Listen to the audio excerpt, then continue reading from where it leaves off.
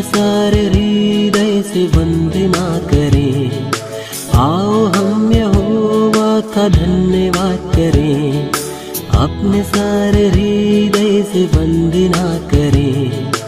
उसके फाटकों में स्तुति करें और ललकारें, उसके फाटकों में स्तुति करें और ललकारें।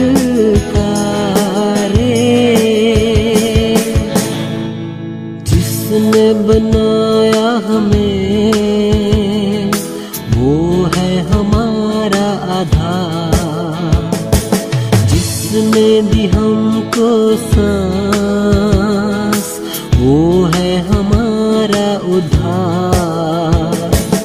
जिसने बनाया हमें वो है हमारा आधार, जिसने दी हमको सांस वो है हमारा उद्धार।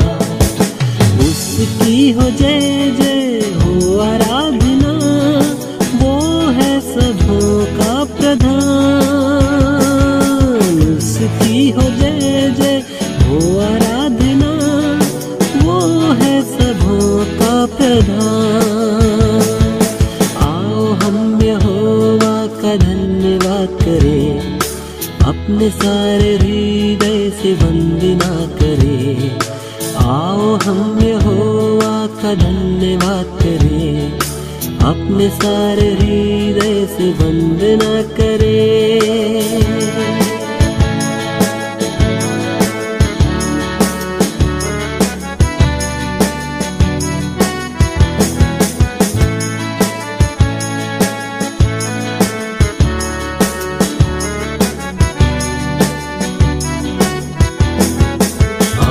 सारे तन मन से हम प्रभु की महिमा करें। वो है शिफा और नजात, उसकी प्रशंसा करें। अपने सारे तन मन से हम प्रभु की महिमा करें। वो है शिफा और नजात, उसकी प्रशंसा करें। वो है जग का ज्ञाता और तारणहार, उसकी हो जय जय सदा। वो है जग का ज्ञाता और तारणहार, उसकी हो जय जय सदा। आओ हम यहोवा का धन्यवाद करें, अपने सारे हृदय से वंदना करें। आओ हम यहोवा का धन्यवाद करें, अपने सारे हृदय से वंदना करें। उसके फाटकों में स्तुति करें और ललकारें, उसके फाटकों में स्तुति करें और ललकारें, उसके फाटकों में स्तुति करें और ललकारें।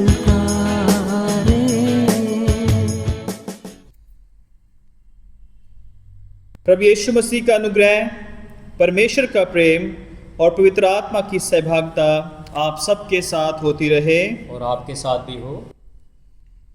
सर्वशक्तिमान परमेश्वर, आपके समुख सबके हृदय खुले हैं, आप सबके अभिलाषाओं को जानते हैं और आपसे कोई भी भेद छिपा नहीं। अपने पवित्र आत्मा की प्रेरणा से हमारे हृदय के विचारों को शुद्ध कीजिए, ताकि हम आपसे पूर्ण रूप से प्रेम करें और योग्य रीति से आपके पवित्र नाम की स्तुति करें, हमारे प्रभु यीशु क्रिस्त के द्वारा। आमीन। स्वर्ग में परमेश्वर की महिमा और पृथ्वी पर उसके लोगों को शांति। हे प्रभु परमेश्वर, स्वर्गीय राजा, सर्वशक्तिमान पिता परमेश्वर, हम आपकी आराधना करते, आपको धन्यवाद देते और आपकी महिमा के कारण आपकी स्तुति करते हैं। हे प्रभु यीशु ख्रिस्त, परमेश्वर पिता के इकलौते पुत्र, हे प्रभु परमेश्वर, हे परमेश्वर के मेमने, आप जगत का पाप उठा ले जाते हैं, हम पर दया कीजिए। आप पिता की दाहिनी ओर विराजमान हैं, हमारी प्रार्थना स्वीकार कीजिए, क्योंकि केवल आप ही पवित्र हैं, आप ही प्रभु हैं, आप ही है यीशु ख्रिस्त, पवित्र आत्मा के साथ परमेश्वर पिता की महिमा में परम उच्च हैं। आमीन। आइए हम आज की विशेष प्रार्थना करेंगे। हे सर्वशक्तिमान परमेश्वर, आपने अपने लिए ही हमारी सृष्टि की है और हमारा हृदय तब तक बेचैन रहता है जब तक हम आप में चैन ना प्राप्त करें। हमारी सहायता कीजिए कि हम अपना हृदय केवल आप में ही लगाएं, ताकि इस संसार में हम आपकी शांति का अनुभव करें और आने वाले संसार में पूर्ण आनंद और हमारे प्रभु यीशु मसीह के द्वारा, जो आपके और पवित्र आत्मा के साथ एक परमेश्वर हैं और आप तथा सदा सर्वदा जीवित और राज्य करते हैं। आमीन। हमारे सामने पवित्र शास्त्र के पाठ पढ़े जाएंगे।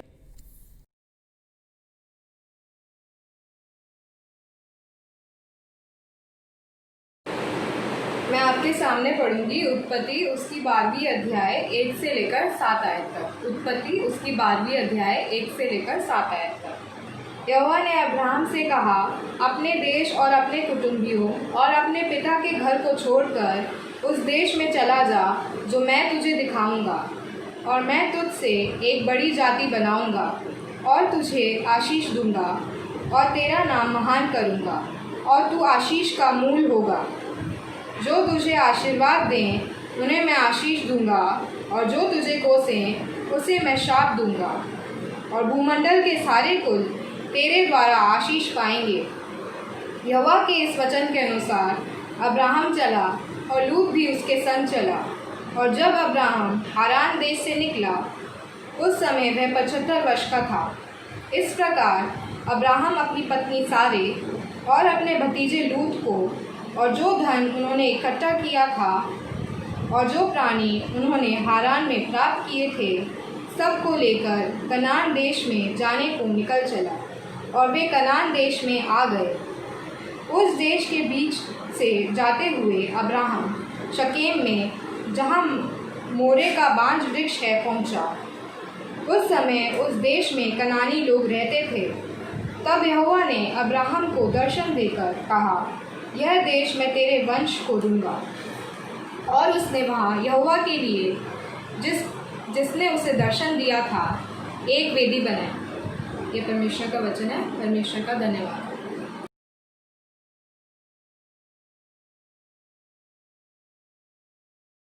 सबको जय मसीह की। मैं आपके सामने पढ़ूंगी भजन संहिता उसका 119 65 से 72।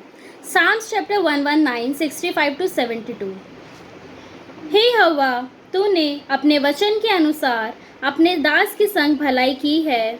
मुझे भली विवेक, शक्ति और ज्ञान दे, क्योंकि मैंने तेरी आज्ञाओं का विश्वास किया है। उससे पहले कि मैं दुखित हुआ, मैं भटकता था, परंतु अब मैं तेरे वचन को मानता हूँ। तू भला है और भला करता भी है। मुझे अपनी विधियाँ सिखा। अभिमानियों ने तो मेरे विरुद्ध झूठ बात गढ़ी है, परंतु मैं तेरे उपदेशों को पूरे मन से पकड़े रहूँगा। उनका मन मोटा हो गया है, परंतु मैं तेरी व्यवस्था के कारण सुखी हूँ। मुझे जो दुख हुआ वह मेरे लिए भला ही हुआ है, जिससे मैं तेरी विधियों को सीख सकूँ। तेरी दी हुई व्यवस्था मेरे लिए हजारों रुपयों और मोहरों से भी उत्तम है। पिता, पुत्र और पवित्र आत्मा की महिमा हो, जैसे आरंभ में थी, अब है और युगानुयुग होती रहेगी। आमीन।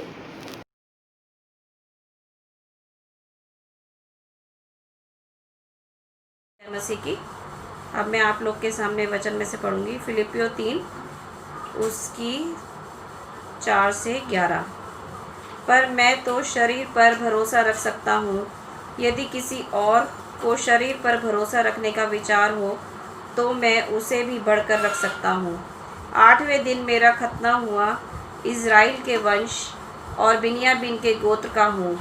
इब्रानियों का इब्रानी हूँ व्यवस्था के विषय में यदि कहो तो फरीसी हूँ, उत्साह के विषय में यदि कहो तो कलीसिया का सताने वाला हूँ, और व्यवस्था की धार्मिकता के विषय में यदि कहो तो निर्दोष था। परंतु जो जो बातें मेरे लाभ की थी उन्हीं को मैंने मसीह के कारण हानि समझ लिया, वरन मैंने अपने प्रभु यीशु मसीह की पहचान की उत्तमता का कारण सब बातों की हानि समझता हूँ, जिसके कारण मैंने सब वस्तुएं की हानि उठाई और उन्हें कूड़ा समझता हूँ, जिससे मैं मसीह को प्राप्त करूँ और उसमें पाया जाऊँ, ना कि अपनी उस धार्मिकता के साथ जो व्यवस्था से है, वरन उसी धार्मिकता के साथ जो मसीह पर विश्वास करने के कारण है और परमेश्वर की ओर से विश्वास करने पर मिलती है, ताकि मैं उसको मृत्युंजय और सामर्थ को और उसके साथ दुखों में सहभागी होने के मर्म को जानूं और उसकी मृत्यु की समानता को प्राप्त करूं, कि मैं किसी भी रीति से मरे हुए में से जी उठने का पद तक पहुंचूं। ये परमेश्वर का वचन है। परमेश्वर का धन्यवाद हो। आइए हम सुसमाचार पाठ में जाने से पहले एक गीत गाएं।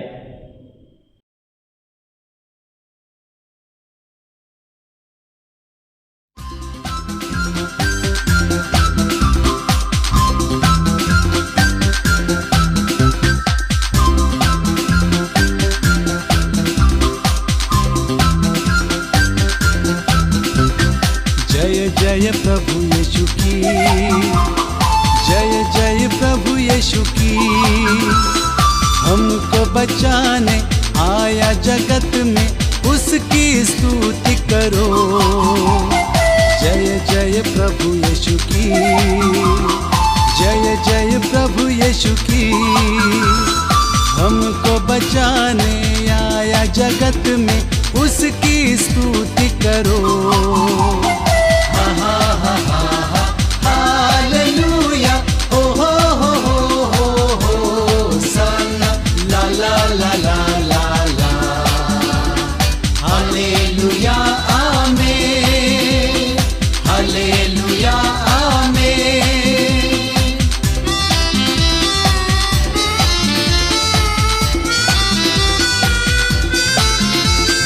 खून की धारा बहती सूली से, जिसमें धुले सब पाप। धो लो तुम भी अपने दिलों को, जिसमें रहे ना दाग। खून की धारा बहती सूली से, जिसमें धुले सब पाप। धो लो तुम भी अपने दिलों को, जिसमें रहे ना दाग। जय जय प्रभु यीशु की, जय जय प्रभु यीशु की। हमको बचाने आया जगत में, उसकी स्तुति करो। जय जय प्रभु यीशु की, जय जय प्रभु यीशु की। हमको बचाने आया जगत में, उसकी स्तुति करो।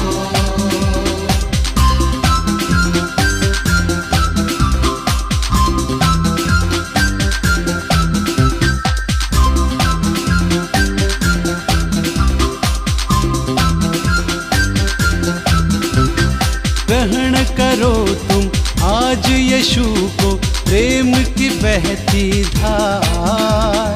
उसको बना लो खेवनहारा, नाव लगा लो पार। ग्रहण करो तुम आज यीशु को, प्रेम की बहती धार। उसको बना लो खेवनहारा, नाव लगा लो पार। जय जय प्रभु यीशु की, जय जय प्रभु यीशु की। हमको बचाने आया जगत में, उसकी स्तुति करो। जय जय प्रभु यीशु की, जय जय प्रभु यीशु की। हमको बचाने आया जगत में, उसकी स्तुति करो।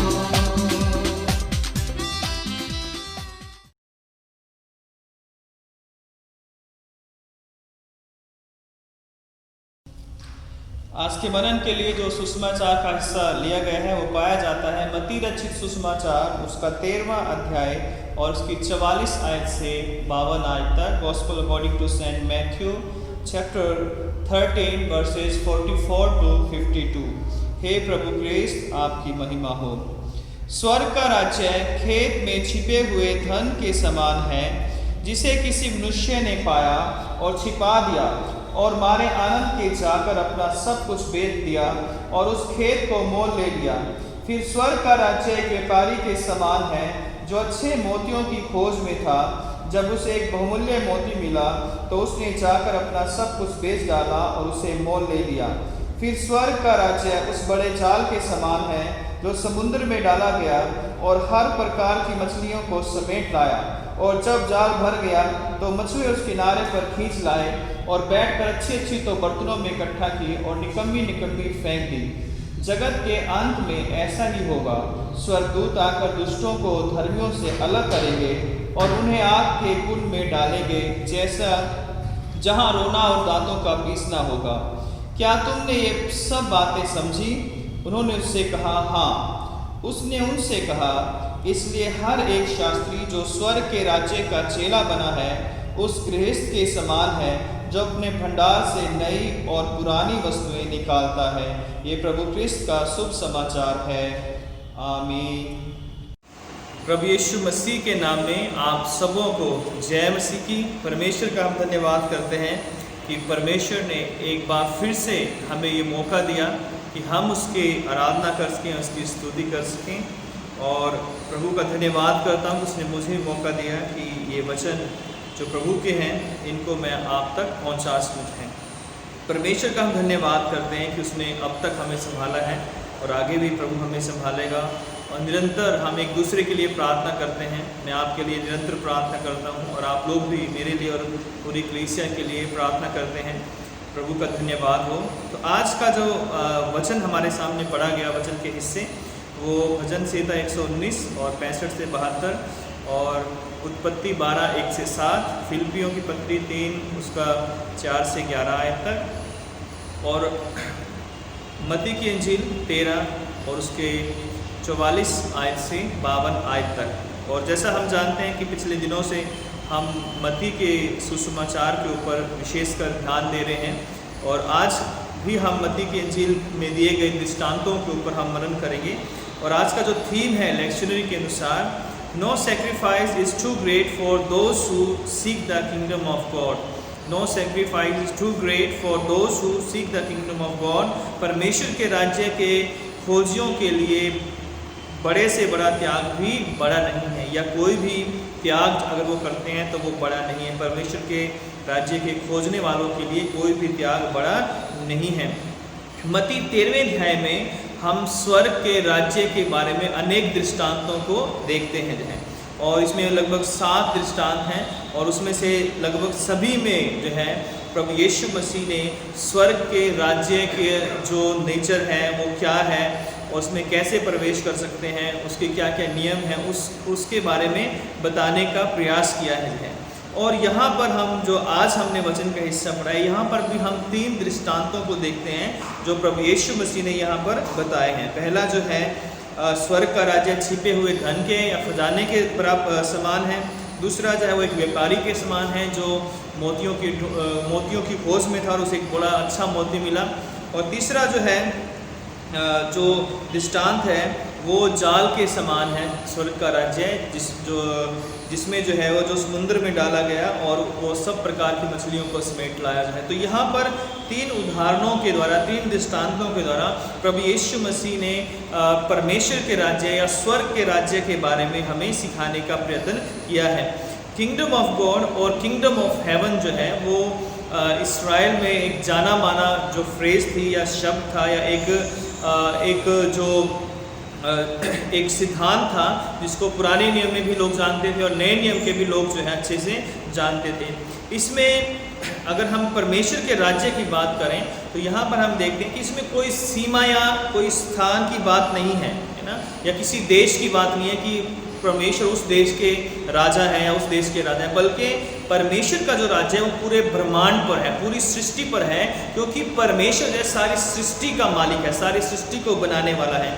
हम तो केवल इस पृथ्वी तक सीमित हैं, लेकिन परमेश्वर जो है इस पृथ्वी से बढ़कर जो है पूरे ब्रह्मांड में जो जो ग्रह हैं, जो जो अन्य चीज़ें हैं, चाहे वो सितारे हैं, चाँद है, सूरज है, तो उन सब ग्रहों या उन सब चीज़ों को बनाने वाला है और उसका राज्य सबों के ऊपर है। लेकिन जब हम नए नियम में, पुराने नियम में जब राज्य की, परमेश्वर के राज्य की बात करते हैं, तो जैसे मैंने बताया कि कोई रीजन नहीं है, कोई क्षेत्र नहीं है, बल्कि ये एक आत्मिक राज्य है, जिस राज्य में लोग जो है परमेश्वर को अपना प्रभु और उद्धारकर्ता स्वीकार करके उसे अपना राजा स्वीकार करते हैं। वह व्यक्ति जो परमेश्वर के राज्य की खोज करता है, वह अपने जीवन में परमेश्वर के शासन की खोज करता है, अर्थात वो उसका अधिकार, उसकी आज्ञाएं, उसकी शिक्षा और उसके नियमों को वो ग्रहण करता है, उनको फॉलो करने के लिए, उनको जो है मानने के लिए। वह व्यक्ति जो परमेश्वर के राज्य को ग्रहण करता है, वह परमेश्वर को अपने जीवन में ग्रहण करता है, उसे एक राजा के रूप में ग्रहण करता है। तो परमेश्वर के राज्य में को ग्रहण जब हम करते हैं, तो हम पूरी तरह से अपने आप को उसके राज्य के नियम और जो विधियां और जो उसके बातें हैं, उनके अधीन अपने आप को पूरी तरह से कर देते हैं। और मरकुस पहले अध्याय में अगर हम देखते हैं, तो यहाँ पर हम 14-15वीं आयत में देखते हैं कि जब प्रभु यीशु मसीह ने अपना प्रचार कार्य शुरू किया, तो यीशु मसीह ने कहा कि समय पूरा हुआ और परमेश्वर का राज्य निकट आ गया है, मन फिराओ और सुसमाचार पर विश्वास करो। यूहन्ना बपतिस्मा देने वाले ने भी, अगर हम मत्ती 3 अध्याय पढ़े उसकी पहली आयत से, वहाँ पर यही कहा था कि जो है मन फिराओ, क्योंकि परमेश्वर का राज्य तुम्हारे बहुत निकट है। लेकिन यीशु मसीह ने कई जगह कहा कि परमेश्वर का राज्य तुम्हारे बीच में है, अर्थात परमेश्वर का राज्य प्रभु यीशु मसीह के रूप में है। जहाँ प्रभु यीशु मसीह हैं, वहीं परमेश्वर का राज्य है। और जब यीशु मसीह संसार में आए, दुनिया में रहे, तो उन्होंने परमेश्वर के राज्य की घोषणा की, और उस घोषणा को प्रकट करने के लिए उन्होंने अनेक बीमारों को चंगा किया, दुष्ट आत्माओं को निकाला, मुर्दों को जिंदा किया, और उन सब कामों के द्वारा ये जाहिर किया, ये प्रकट किया कि परमेश्वर का राज्य उनके बीच में है, परमेश्वर का राज्य उनके साथ है। अर्थात परमेश्वर का राज्य यीशु मसीह है, परमेश्वर का राज्य यीशु मसीह में है। जहाँ पर प्रभु यीशु मसीह हैं, वहीं परमेश्वर का राज्य है। मत्ती 13वें अध्याय में जब हमने पढ़ा है कि किस तरह से स्वर्ग के राज्य के बारे में प्रभु यीशु मसीह ने ये दृष्टांत अनेक दिए हैं, लेकिन आज हम इन 3 दृष्टांतों के ऊपर विचार करेंगे। तो पहली बात हम देखते हैं परमेश्वर के राज्य के बारे में कि परमेश्वर का जो राज्य है वो सर्वश्रेष्ठ है। अगर हम 13 उसका 44 और 45 आयत जब हम पढ़ते हैं, 44 आयत पढ़ते हैं और 45वीं आयत में पढ़ते हैं, तो हम पाते हैं कि वहाँ पर एक उदाहरण दिया गया है कि स्वर्ग का राज्य खेत में छिपे हुए धन के समान है, जिसे किसी मनुष्य ने पाकर छिपा दिया और मारे आनंद के जाकर अपना सब कुछ बेचकर उस खेत को मोल ले लिया। तो यहाँ पर परमेश्वर के राज्य की सर्वश्रेष्ठता को बताया गया है। यीशु मसीह के समय में कोई बैंक उस समय नहीं थे, और ना ही कोई ऐसी जगह थी जहाँ पे लोग अपने धन को सुरक्षित रख सकें या जमा करवा सकें। इसलिए वो ऐसा करते थे कि अपने धन को, जो कुछ भी उनके पास होता था, वो ज़मीन के अंदर गाड़ देते थे, ताकि शत्रुओं से, चोरों से या किसी भी सेना से अगर कोई हमला करता है तो उन सेनाओं से भी जो है अपने धन को बचा सकें। जो है यहाँ पर जो है हम देखते हैं कि परमेश्वर के राज्य की जो तुलना है वो छिपे हुए खजाने या जो है धन से की गई है। शायद ये उस व्यक्ति को अचानक से मिलने वाला धन है, क्योंकि वो इस धन की खोज में नहीं था, क्योंकि लिखा है कि स्वर्ग का राज्य खेत में छिपे हुए धन के समान है, जिसे किसी मनुष्य ने पाकर छिपा दिया है। तो उस व्यक्ति को वो धन मिला, उसने उसे देखा और उसको और छिपा दिया, और लिखा हुआ है कि जाकर उसने अपना आनंद से जो है और पूरे खुश होने के बाद अपना सब कुछ बेचकर उस खेत को मोल ले लिया, ताकि वो लीगली जो है वो धन और खेत के साथ साथ वो सारा धन जो है उसका हो सके जो है। तो यहाँ पर हम देखते हैं कि परमेश्वर का जो राज्य है वो एक खजाना है ना, वो एक छिपा हुआ खजाना है, और जिसको वो मिलता है उसका जीवन बदल जाता है। जिसको वो मिलता है वो उसके लिए सबसे श्रेष्ठ वस्तु बन जाता है। दुनिया के सब खजानों से जो है, दुनिया की सब चीज़ों से बढ़कर जो है वो परमेश्वर के राज्य रूपी खजाना है, क्योंकि परमेश्वर के राज्य का जो खजाना है वो कभी पुराना नहीं होता है, वो कभी हमसे कोई छीन नहीं सकता है। वो परमेश्वर के उस राज्य में अगर हम एक बार प्रवेश हो सकते हैं तो उस हो जाते हैं तो उसमें से हमें कोई निकाल नहीं सकता है, क्योंकि प्रभु हमारा चरवाहा और रक्षक बन जाता है। और परमेश्वर के राज्य को जब हम ग्रहण करते हैं तो उसके साथ हमें पापों की क्षमा, शांति, आनंद, धीरज, विश्वास, भरोसा और असीम शांति जो है, जो हमारे मन की शांति है, वो हमें मिलती है। जय सब कुछ समाप्त हो जाता है, लेकिन परमेश्वर का राज्य जो कि सर्वश्रेष्ठ है वो कभी समाप्त नहीं हो सकता है। जब हमें परमेश्वर का राज्य मिलता है या जब हम प्रभु यीशु मसीह को ग्रहण करते हैं और उसके राज्य में हम शामिल हो जाते हैं, उसके बेटे बेटियां बनाए जाते हैं, उस दिन से हमारा हृदय आनंद से भर जाता है। और यहाँ पर भी जब उसे खजाना मिला उस व्यक्ति को तो वो आनंद से भर गया, और उस आनंद से भरकर जो है वो उसने सब कुछ अपना बेच दिया जाए। और लिखा है कि परमेश्वर के राज्य के खजाने के जो सामने जो है सारी चीज़ें जो है वो कूड़ा करकट है, वो सब कुछ बेकार है। क्योंकि जो व्यक्ति इस महत्व को जान लेता है कि परमेश्वर का राज्य कितना महान, सामर्थी और बड़ा है, उसके लिए जो है दुनियावी चीज़ें जो है ज़्यादा महत्वपूर्ण नहीं होती। इसलिए पौलुस फिलिप्पियों उसके 3 अध्याय के 7वीं और 8वीं आयत में कहता है, परंतु जो बातें मेरे लाभ की थी उन्हीं को मैंने मसीह के कारण हानि समझ लिया, वरन मैं अपने प्रभु यीशु मसीह की पहचान की उत्तमता के कारण सब बातों को हानि समझता हूँ, जिसके कारण मैंने सब वस्तुओं की हानि उठाई और उन्हें कूड़ा समझता हूँ, जिससे मैं मसीह को प्राप्त कर सकूँ। तो मसीह यीशु को प्राप्त करने के लिए या उसको पाने के लिए जो है पौलुस कहता है कि मैं संसारिक सब वस्तुओं को अपने लिए हानि समझता हूँ, वरन उन्हें मैं कूड़ा समझता हूँ। क्योंकि इससे पहले अगर हम पढ़े 3 अध्याय के शुरू से, तो पौलुस अपने धर्म के बारे में, अपनी जाति के बारे में, अपने जन्म के बारे में सब बातें बताता है कि मैं कौन हूँ। लेकिन वो कह रहा है कि मेरे लिए यहूदी होना, मेरे लिए इब्रानी होना, मेरे लिए फरीसी होना, मेरे लिए पढ़ा लिखा होना, मेरे लिए ज्ञानवान होना, सब कुछ बेकार है। मैं इन सबको कूड़ा समझता हूँ, क्योंकि मसीह यीशु ही मेरे लिए सब कुछ है। तो जब हम परमेश्वर के राज्य को ग्रहण करते हैं, उसे पाते हैं, तो हम परमेश्वर के राज्य को पाने के बाद संसारिक जो वस्तुएं हैं उन्हें हम कूड़ा समझने लगते हैं। वो हमारे लिए कुछ भी नहीं है, क्योंकि हर एक संसार की वस्तु जो है वो कुछ समय सीमा के लिए है। वो हमारी सब चीज़ें एक दिन हमसे छूट जाएंगी, नष्ट हो जाएंगी। लेकिन परमेश्वर के राज्य में अगर हम दाखिल हो गए तो रोमियो 8 में लिखा है कि अब जो मसीह यीशु में है उन पर दंड की आज्ञा नहीं है। वो परमेश्वर के आत्मा के अनुसार चलते हैं और परमेश्वर की आत्मा को पाकर जो है वो स्वर्ग में परमेश्वर के राज्य में दाखिल होते हैं। दूसरी बात जो है कि परमेश्वर का राज्य बहुमूल्य मोती के समान है, या परमेश्वर का राज्य बहुत ही मूल्यवान है। 45 और 46 आयत में लिखा है कि फिर स्वर्ग का राज्य एक व्यापारी के समान है जो अच्छे मोतियों की खोज में था। जब उसे एक बहुमूल्य मोती मिला तो उसने आकर सब कुछ बेच डाला और उसे मोल ले लिया, और उसने सब कुछ जो है मोल ले लिया। तो यहाँ पर भी हम स्वर्ग के राज्य की तुलना को देखते हैं कि एक व्यापारी से की गई है जो अच्छे मोतियों की तलाश में था, और उसे जब अच्छे मोती की तलाश करते करते एक अच्छा बहुमूल्य मोती मिल गया तो उसने जाकर वही किया जो पहले वाले ने किया था कि उसने जाकर सब कुछ अपना बेच दिया और जाकर उस मोती को उसने खरीद लिया। परमेश्वर के राज्य के बराबर कोई भी दुनिया में हीरे, मोती, सोने, चांदी या कुछ भी हमारे लिए नहीं है, क्योंकि एक तरफ दुनिया की चीज़ें, दुनिया की बातें, दुनिया के धन दौलत, और दूसरी तरफ परमेश्वर का राज्य, उसकी कोई भी तुलना नहीं है। सोना चांदी, दुनिया की सब बातें वो दुनिया तक ही सीमित है, लेकिन परमेश्वर का राज्य अनंत है। सुलेमान जब दुनिया में था तब उसके पास बहुत सोना चांदी धन था, लेकिन उसके बाद जो है जब उसकी मृत्यु हुई तो उसके साथ कुछ भी नहीं गया। और ऐसे अनेकों लोग हैं जो दुनिया में बहुत कुछ था उनके पास, लेकिन मरने के बाद वो साथ कुछ भी लेकर नहीं गए जो हैं। और इसलिए जो है अब्राहम को भी हम देखते हैं कि किस तरह से जब अब्राहम को परमेश्वर ने बुलाया और कहा कि तू अपने परिवार और अपने घर को छोड़कर जो है यहाँ से कनान देश में चला जा।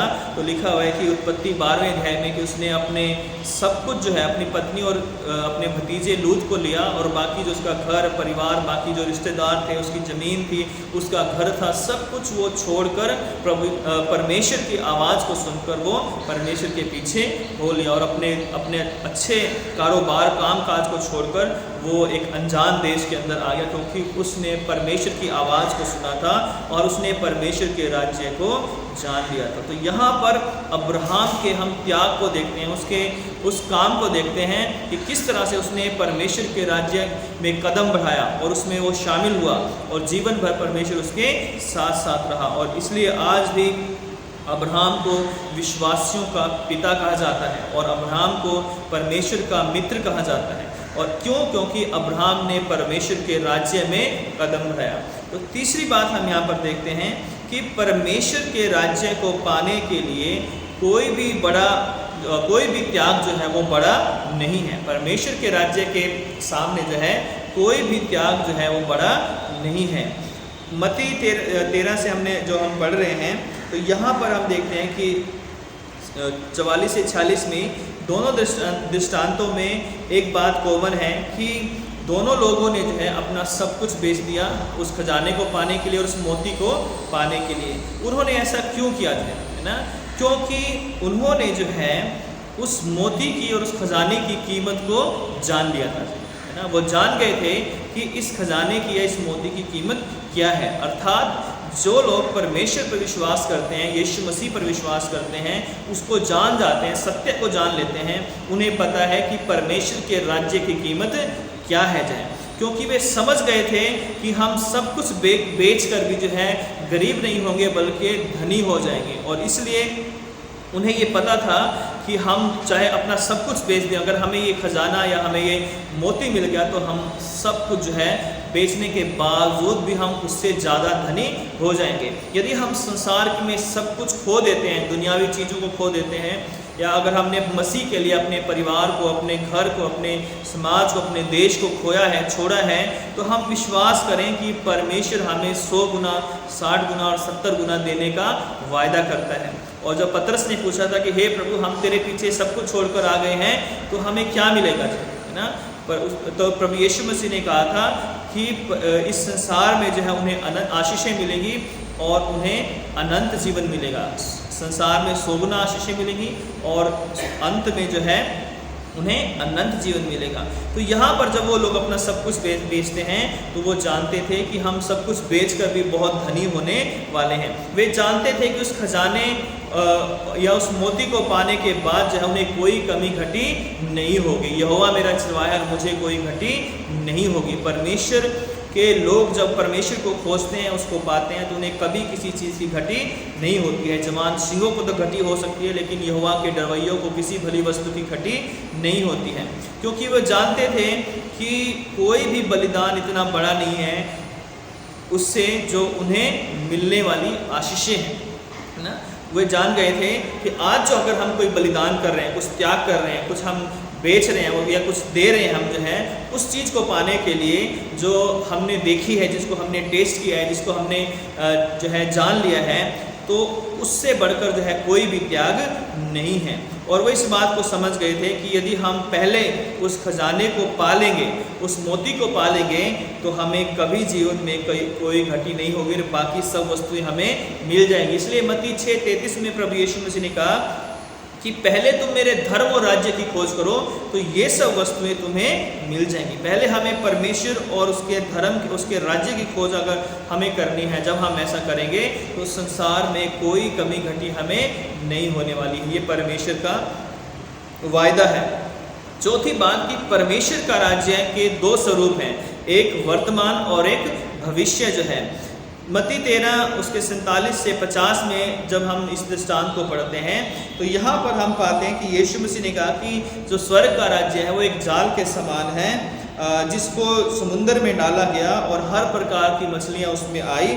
और जब वो जाल भर गया तो किनारे पर खींचकर लाया गया और बैठकर अच्छी अच्छी तो बर्तनों में डाली गई और जो निकम्मी थी उन्हें फेंक दिया। और जगत के अंत में भी ऐसा ही होगा, स्वर्गदूत आकर दुष्टों को धर्मियों से अलग करेंगे और उन्हें आग के कुंड में डालेंगे, वहाँ रोना और दांतों का पीसना होगा। तो यहाँ पर प्रभु यीशु मसीह बताते हैं कि जब हम प्रभु यीशु मसीह पर विश्वास करते हैं तो हम परमेश्वर के राज्य में ग्रहण किए जाते हैं, परमेश्वर के राज्य के वारिस बन जाते हैं। लेकिन ये जो राज्य है दुनिया में, जो जिस राज्य को हम देखते हैं, ये उस राज्य की जो असीम है, उस राज्य की जो परमेश्वर जहाँ पर पूर्ण रीति से वास करता है अपने लाखों करोड़ों स्वर्गदूतों के साथ, जहाँ पर यीशु मसीह मौजूद है, उस राज्य की अपेक्षा में जो दुनिया में हम आशीषें देखते हैं, जो ब्लेसिंग देखते हैं, वो थोड़ा सा उसकी झलक है ना, एक छोटा सा उसका एग्जाम्पल है कि जब हम दुनिया में प्रभु पर विश्वास करने के बाद ऐसी शांति, ऐसी आशीषें, ऐसी महिमा को प्राप्त करते हैं, तो जब हम परमेश्वर पर पूर्ण रीति से विश्वास करेंगे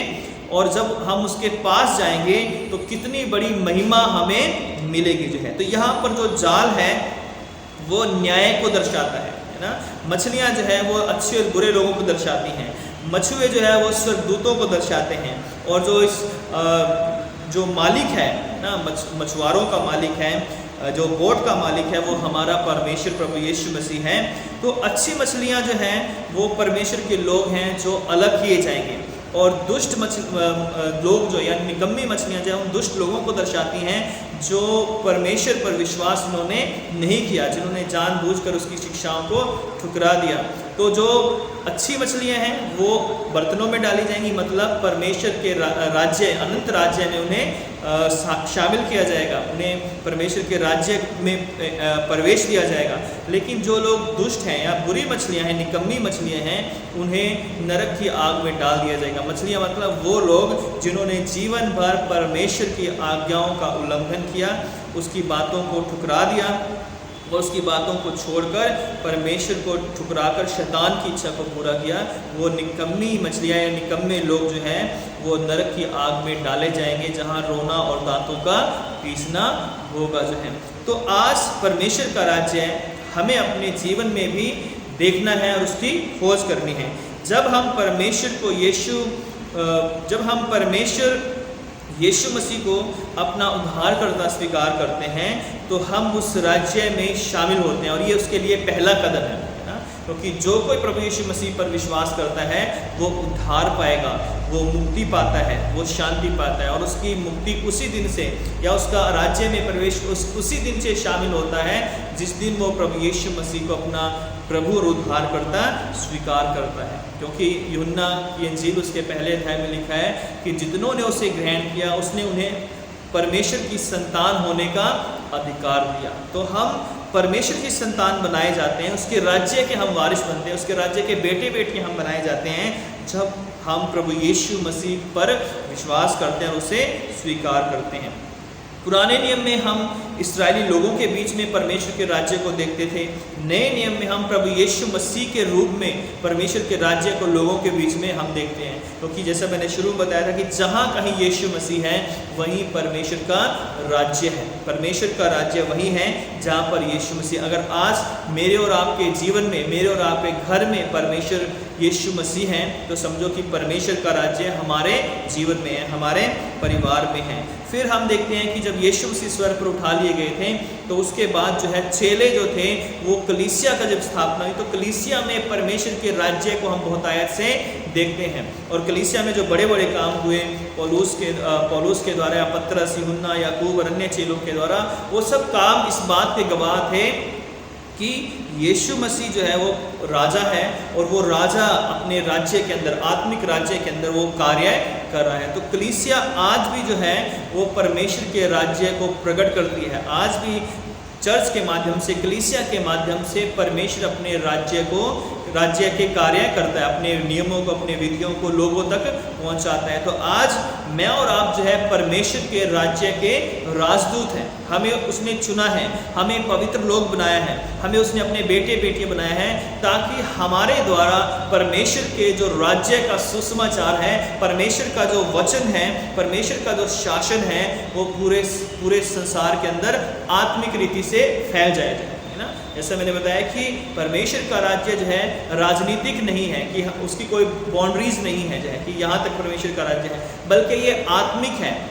और उसके लिए परमेश्वर ने हमें आत्मा दिया है और उस आत्मा के द्वारा हमें विश्वास करना सिखाया है, प्रभु यीशु मसीह को ग्रहण करना सिखाया है, ताकि मैं और आप भी जो है परमेश्वर के राज्य में जो है उसके सहभागी हो सकें और हम लोगों को बता सकें कि समय निकट है, परमेश्वर का राज्य यीशु मसीह के रूप में हमारे बीच में है, विश्वास करो।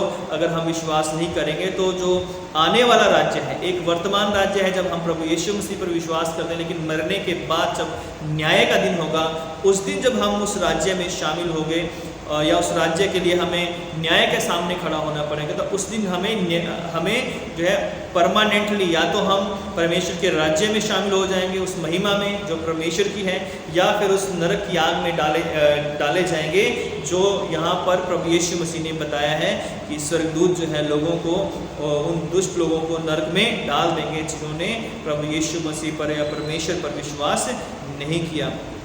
आज जो है हमारे कामों से नहीं परंतु परमेश्वर के अनुग्रह से हम परमेश्वर के राज्य में दाखिल हो सकते हैं। हम अपने विश्वास के द्वारा पहला कदम बढ़ाते हैं, फिर पश्चाताप के द्वारा हम उसके और नज़दीक आते हैं और उसकी आज्ञाओं को मानने के द्वारा हम दिन प्रतिदिन उस राज्य के अंदर बढ़ते जाते हैं। उस राज्य में हम जड़ पकड़ते जाते हैं जो परमेश्वर का राज्य है और अंत में वो हमें राज्य प्राप्त होता है। परमेश्वर के राज्य में प्रवेश करना या ग्रहण करना जीवन की सर्वश्रेष्ठ चीज़ को ग्रहण करना या पाना है ना। दुनिया की कोई भी चीज़ परमेश्वर के राज्य के बराबर नहीं है। संसार की सब वस्तुएं नष्ट हो जाएंगी, सब कुछ बर्बाद हो जाएगा, सब कुछ बिखर जाएगा, सब नष्ट हो जाएगा, यहाँ तक कि आकाश और पृथ्वी भी एक दिन जो है नष्ट हो जाएंगे। लेकिन परमेश्वर का जो राज्य है, उसकी जो उपस्थिति है, उसकी जो महिमा है जिसमें हम प्रवेश करने वाले हैं, वो हमेशा अटल रहेगी जो है। परमेश्वर का राज्य वर्तमान और भविष्य में दोनों में एक सा है जो है। परमेश्वर के राज्य को पाने के लिए कोई भी बड़ा जो त्याग हम करते हैं वो इतना बड़ा नहीं है ना, वो इतना बड़ा नहीं है जो यीशु मसीह ने हमारे लिए बलिदान दिया है या जो महिमा हमारे सामने रखी है उसके लिए जो दुख है या जो बलिदान है वो कुछ भी नहीं है जो, क्योंकि परमेश्वर की जो महिमा है जो प्रभु यीशु मसीह में प्रकट हुई, परमेश्वर की वो महिमा, उसके राज्य की महिमा जो संसार में आज परमेश्वर अपनी कलीसिया के द्वारा या अपने लोगों के द्वारा या सृष्टि के द्वारा प्रकट करता है, वो महिमा कहीं अधिक जो है वो महान है ना। जब मूसा जो है पहाड़ पर जाता था, प्रभु की महिमा में वो चला जाता था, तो लोग उसके चेहरे को देख नहीं पाते थे क्योंकि उसके चेहरे से किरणें निकलती थी। वही सामर्थ, वही महिमा, वही परमेश्वर के राज्य की आशीषें मुझे और आपको भी मिलने वाली हैं जब हम प्रभु यीशु मसीह पर विश्वास करेंगे जो है। इस राज्य के समाचार को फैलाने के लिए आज बहुत सारे लोगों अपनी जान दे रहे हैं और हिस्ट्री में जो है हम पढ़ते हैं तो इस राज्य को फैलाने के लिए, सुसमाचार को बताने के लिए लाखों लोगों ने अपनी जानें दी हैं। तो ये इसका मूल्य और भी बढ़कर है क्योंकि इस राज्य के लिए प्रभु ने अपनी जान दी है, हमारे प्रभु उद्धारकर्ता यीशु मसीह ने, और उसके बाद हज़ारों लाखों हमारे जो बिलीवर्स थे, जो हमारे इतिहास में विश्वासी लोग थे, उन्होंने भी अपनी जानें दी। और आज भी बहुत सारे लोग प्रभु यीशु मसीह के नाम के कारण, उसके राज्य, उसके प्रचार के कारण अपनी जानें दे रहे हैं। और ये जो राज्य है इसमें शामिल होना जो है बहुत ही मूल्यवान है क्योंकि इसकी नींव जो है लोगों ने संसार में जो है प्रभु यीशु मसीह ने संसार में अपने खून के द्वारा रखी है। इसलिए जो है मेरी और आपकी प्रार्थना होनी चाहिए कि हे परमेश्वर, तू मेरा परमेश्वर है, मैं तुझे यत्न से ढूंढूंगा। सुखी और निर्जल ऊसर भूमि पर मेरा मन तेरा प्यासा है, मेरा शरीर तेरा अति अभिलाषी है। यही जो प्यास है, यही जो चाह है, ये डिज़ायर जो है वो हमारे अंदर होनी चाहिए। जो भजन 63 में जो है कहता है कि हे परमेश्वर, मैं तुझे यत्न से ढूंढूंगा। तो परमेश्वर जो है हम सबकी सहायता करें, अपना अनुग्रह दें और हम इस बात को जानें कि उस महिमा के सामने, उस परमेश्वर के राज्य के सामने कोई भी जो बड़ा त्याग हम सोचते हैं कि हमने त्याग किया है वो बड़ा नहीं है जो, क्योंकि दुनिया के जो चीज़ें हैं वो, दुनिया की बातें जो हैं वो दिन नष्ट हो जाती हैं, लेकिन परमेश्वर के लोग परमेश्वर के राज्य में दाखिल होंगे और जो लोग त्याग करते हैं उन्हें 100 गुना बरकतें इस संसार में मिलेगी और परमेश्वर उन्हें अनंत राज्य में प्रवेश करने का अवसर देगा और हम परमेश्वर के साथ आनंद करेंगे। अगर हम प्रकाशित वाक्य पढ़ें 20-21 में अध्याय में, तो वहाँ पर लिखा है कि फिर वहाँ रोना नहीं होगा, फिर वहाँ पे क्लेश नहीं होगा, वहाँ पे भूख और प्यास नहीं होगी, वहाँ पे परमेश्वर के साथ, परमेश्वर के दूतों के साथ हम परमेश्वर की महिमा करेंगे, वहाँ आनंद होगा, वहाँ परमेश्वर सब आंसू पोंछ डालेगा। तो प्रभु जो है इन वचनों के द्वारा आप सबों को बहुत आशीषित करें कि हम सब लोग जो हैं परमेश्वर के लिए बलिदान करने के लिए तैयार रहें, कार्य करने के लिए तैयार रहें, उसका प्रचार करने के लिए तैयार रहें, उसकी गवाही देने के लिए तैयार रहें। तो आइए हम प्रार्थना करें, अपने सरों को झुकाएं और ये निर्णय लें कि हे परमेश्वर हमारी सहायता कर कि हम भी जो है आपके राज्य में प्रवेश करें और दूसरों को प्रवेश करने के लिए हम उन्हें सुसमाचार प्रचार कर सकें। आइए प्रार्थना करें। प्यारे खुदावंद यीशु मसीह, हम आपका धन्यवाद करते हैं जीवन की सारी आशाओं के लिए और इस समय के लिए जो आपने हमें दिया है, खासकर जो वचन बोया गया वो 100 गुना फल लेकर आए। होने दें कि हम आपके राज्य में दाखिल हो सके पिता, और पश्चाताप विश्वास के साथ प्रभु हम आपके चरणों में आकर अपने गुनाहों से तौबा करके दीनता और नम्रता के साथ आपकी उपस्थिति में आकर आपके राज्य में हम शामिल हो सकें, क्योंकि आप हमें बुलाते हैं कि हे सब थके मांदो और परिश्रम करने वाले लोगों, मेरे पास आओ, मैं तुम्हें विश्राम दूंगा। हे प्रभु, हम आपकी उपस्थिति में आते हैं। जितने लोगों ने इस वचन को सुना है उन सबों को आप आशीषित करें, उनके घर में, परिवार में, जीवन में आशीष आए। जो लोग बीमार हैं आप उन्हें छूकर चंगा करना, जो लोग दुखी, निराश या हताश हैं, किसी भी तरह से परेशान हैं, आप उनकी परेशानी, निराशा को दूर करना, ताकि आपके नाम में आपके बच्चे आशीष पाएँ, चंगाई पाएँ और पिता आनंदित होकर तेरी सेवा कर सकें। धन्यवाद के साथ यीशु मसीह के नाम से इस प्रार्थना को मांगते हैं, आमीन। आप सबों को जय मसीह की। परमेश्वर आप सबों को आशीष दे, आमीन। आइए हम निकाया का विश्वास वचन एक साथ बोलेंगे। Section number 14। हम एक परमेश्वर सर्वशक्तिमान पिता पर विश्वास करते हैं, वह स्वर्ग और पृथ्वी का और समस्त दृश्य एवं अदृश्य वस्तुओं का करता है। हम एक प्रभु यीशु ख्रीस्त पर विश्वास करते हैं, वह परमेश्वर का एकलौता पुत्र, सरयुगों से पहले पिता से उत्पन्न, परमेश्वर से परमेश्वर, ज्योति से ज्योति, सत्य परमेश्वर से सत्य परमेश्वर, कृत नहीं वरन उत्पन्न है। उनका और पिता का तत्व एक है। उन्हीं के द्वारा सब वस्तुएं बनी। हम मनुष्यों के लिए और हमारे उद्धार के निमित्त वह स्वर्ग से उतर आए। पवित्र आत्मा की सामर्थ्य से वह कुंवारी मरियम से जन्मे और मनुष्य बने। पैंतुस पिलातुस के शासन में वह हमारे लिए क्रूस पर चढ़ाए गए। उन्होंने दुख भोगा, वह मरे और गाड़े गए। पवित्र शास्त्र के कथन के अनुसार वह तीसरे दिन जी उठे। वह स्वर्ग पर चढ़ गए और पिता की दाहिनी ओर विराजमान हुए। वह जीवितों और मृतकों का न्याय करने के लिए महिमा के साथ फिर आएंगे और उनके राज्य का कभी अंत ना होगा। हम पवित्र आत्मा पर विश्वास करते हैं, वह प्रभु और जीवन दाता है। वह पिता और पुत्र से निकलता है। पिता और पुत्र के साथ उसकी आराधना और स्तुति की जाती है। वह नबियों के द्वारा बोला। हम एक पवित्र सार्वलौकिक और प्रेरितीय कलीसिया पर विश्वास करते हैं। हम पापों की क्षमा के लिए एक बपतिस्मे को मानते हैं। हम मृतकों के पुनरुत्थान की और आने वाले युग के जीवन की प्रतीक्षा करते हैं, आमीन। ये समय है कि हम प्रार्थना करेंगे और जो लोग हमारी कलीसिया में बीमार हैं उन सब के लिए हम प्रार्थना करेंगे और विशेषकर उन लोगों के लिए प्रार्थना करेंगे जो कमिंग वीक में जो है अपने बर्थडे सेलिब्रेट कर रहे हैं या जो लोग अपने वेडिंग एनिवर्सरीज़ को सेलिब्रेट कर रहे हैं, उनके लिए हम प्रार्थना करेंगे। तो आइए हम अपनी आंखें बंद करें और प्रार्थना करें। हे सर्वशक्तिमान पिता परमेश्वर, हम आपका धन्यवाद करते हैं जीवन की सारी आशाओं के लिए। अब तक आपने हम सबको संभाला है, हम आपका धन्यवाद करते हैं। और विशेषकर प्रभु हम आपका धन्यवाद देते हैं कि आपकी दया से हम आपके भवन में और पिता अपने घरों में बैठकर आपकी आराधना कर सकते हैं, आपके वचन को सुन सकते हैं, पढ़ सकते हैं। प्रभु अब तक आपने हमें जीवन दिया, आपका धन्यवाद हो। और विशेषकर हम प्रार्थना करते हैं जो लोग हमारी कलीसिया में बीमार हैं, हे प्रभु यीशु मसीह अपने सामर्थी हाथ को बढ़ाइए और उन्हें छू लीजिए। यीशु नासरी के नाम से हम सारी बीमारियों को डांटते हैं और आपके बच्चों के जीवन से दूर करते हैं। पिता प्रभु यीशु मसीह, आपने कहा विश्वास करने वालों के लिए सब कुछ संभव हो सकता है और हम विश्वास करते हैं मेरे पिता। जो लोग भी हॉस्पिटल्स में हैं या घरों में हैं, बीमार हैं मेरे पिता, दुखी हैं, निराश हैं, यीशु मसीह अपनी पवित्र सामर्थ के द्वारा उन्हें इसी वक्त छू लें और चंगाई प्रदान करें। प्रार्थना करते हैं जो लोग इस वीक में पिता परमेश्वर अपने बर्थडे सेलिब्रेट कर रहे हैं, आपकी करुणा आपकी दया उन सब पर होने पाए। हे दयालु प्रभु, अपने पवित्र लहू में उन्हें ढांप लीजिए, उन्हें आशीषित कीजिए, उनके जीवन को अपने हाथों में ले लीजिए और आपकी इच्छा उनके जीवन से पूरी होने पाए। मेरे पिता परमेश्वर, प्यारे खुदा, जिस तरह आपने उनकी ज़िंदगियों में ये साल पूरा किया है, आने वाले साल में भी पिता परमेश्वर आप उन्हें संभालना।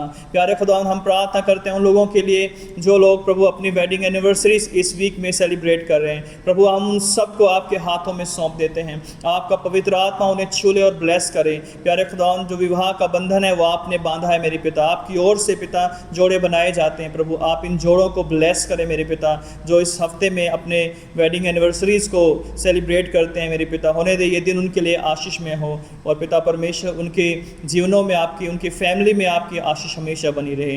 धन्यवाद करते हैं, आपने हमारी प्रार्थना को सुना है। यीशु मसीह के नाम से इस प्रार्थना को मांगते हैं, आमीन। आइए हम पापांगीकार की प्रार्थना में जाएंगे। Page number 129 section 17। प्रिय भाई और बहनों, हमारे प्रभु यीशु क्रिस्त ये कहते हैं, हमारा प्रभु परमेश्वर ही एकमात्र प्रभु है। तो प्रभु अपने परमेश्वर को अपने संपूर्ण हृदय, संपूर्ण प्राण, संपूर्ण बुद्धि और संपूर्ण शक्ति से प्रेम कर, यह पहली आज्ञा है। दूसरी यह है, अपने पड़ोसी को अपने समान प्रेम कर, इनसे बड़ी और कोई आज्ञा नहीं है। परमेश्वर ने संसार से ऐसा प्रेम किया कि उसने अपना इकलौता पुत्र यीशु क्रिस्त दे दिया कि वह हमें पापों से बचाए, स्वर्ग में हमारे लिए निवेदन करे और हमें शाश्वत जीवन में पहुँचाए। इसलिए हम पश्चाताप और विश्वास के साथ अपने पापों को स्वीकार करें। हम परमेश्वर की कृपा से उसकी आज्ञाओं का पालन करने का और सब लोगों के साथ मेल मिलाप और प्रेम से रहने का पक्का संकल्प करें। हे सर्वशक्तिमान परमेश्वर, हमारे स्वर्गीय पिता, हमने मन, वचन और कर्म से आपके विरुद्ध और एक दूसरे के विरुद्ध पाप किया है।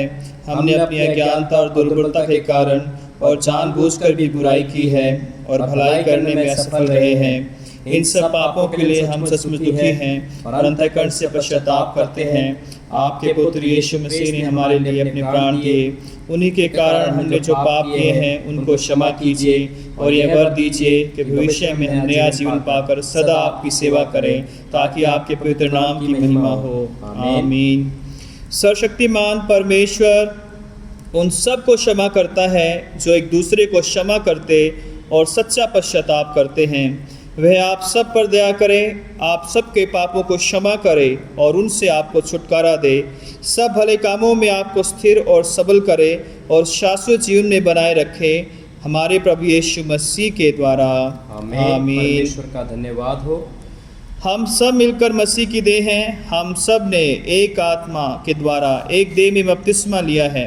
हम ऐसे कार्यों में संलग्न रहें जिनसे शांति मिलती और एक दूसरे का निर्माण होता है। प्रभु की शांति सदा आपके साथ रहे।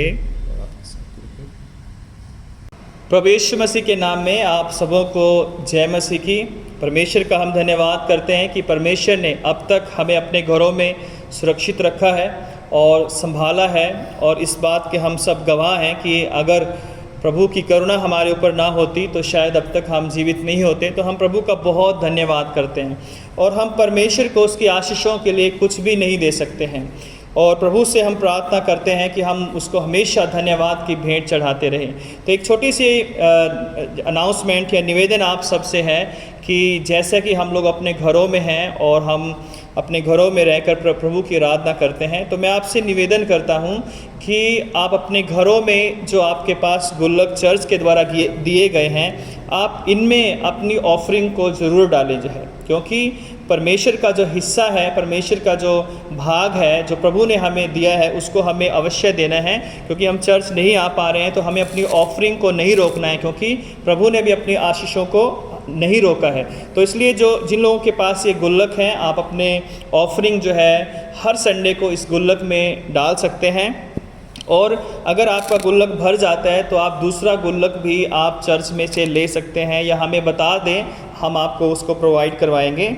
दूसरा जो है, अगर आपके पास गुल्लक नहीं है तो आप एक ऐसा कोई भी छोटा बॉक्स जो है बना सकते हैं और उसको रैप कर सकते हैं, और अपनी ऑफरिंग अपने परिवार के साथ, अपने बच्चों के साथ आप उस ऑफरिंग को जो है उस बॉक्स में डाल सकते हैं, और कभी भी आप आकर जो है चर्च में उसे दे सकते हैं। और स्पेशली आप इवनिंग में आ सकते हैं, जब पास्टर कमेटी के भी लोग चर्च में होते हैं, तो आप कभी भी आकर जो है इस भेंट को आप दे सकते हैं। तो प्रभु को देने में जो है हमें कभी भी कमी नहीं होती है, कभी भी हानि नहीं होती है, और प्रभु ने सब कुछ हमें दिया है। अगर हम आज जीवित हैं, उसकी दया से जीवित हैं, तो हमें जब चर्च को भी अभी आवश्यकता है, फाइनेंशियली हम जानते हैं कि चर्च को नीड है, तो ऐसे में हमें अपनी ऑफरिंग्स को नहीं रोकना है, बल्कि अपनी ऑफरिंग्स को हमें कलेक्ट करना है अपने घरों में, अपने गुल्लक में, अपने बॉक्सेस में, और उन्हें जो है लाकर हमें परमेश्वर के भवन में अर्पित करना है। और इसके लिए परमेश्वर आप सबों को बहुत आशीषित करेगा। सबको जय मसीह की। आइए हम एक गीत गाएंगे, इस दौरान हमारी भेंट एकत्रित की जाएगी।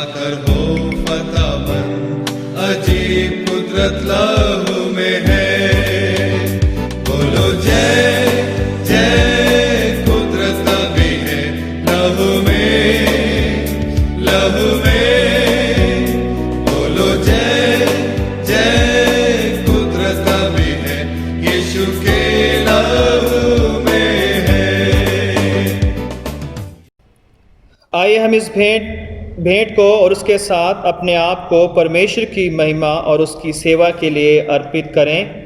सर्वशक्तिमान परमेश्वर, संसार के सृष्टिकर्ता, सब वस्तुएं आप ही से प्राप्त होती हैं और आपकी ही संपत्ति में से हम आपको भेंट चढ़ाते हैं।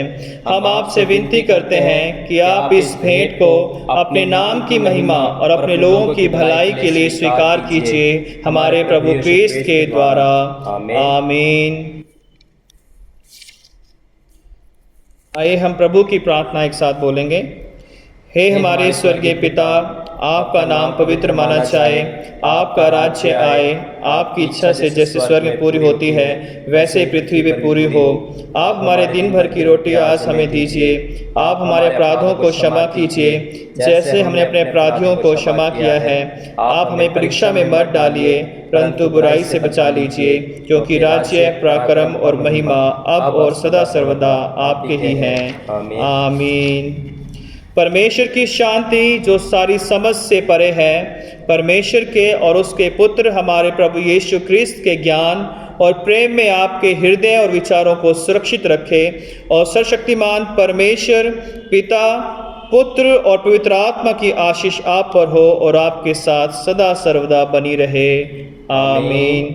शांति से पूर्ण होकर जाओ, प्रभु से प्रेम करो और उसकी सेवा में लगे रहो। मसीह क्रिस्त के नाम में आमीन।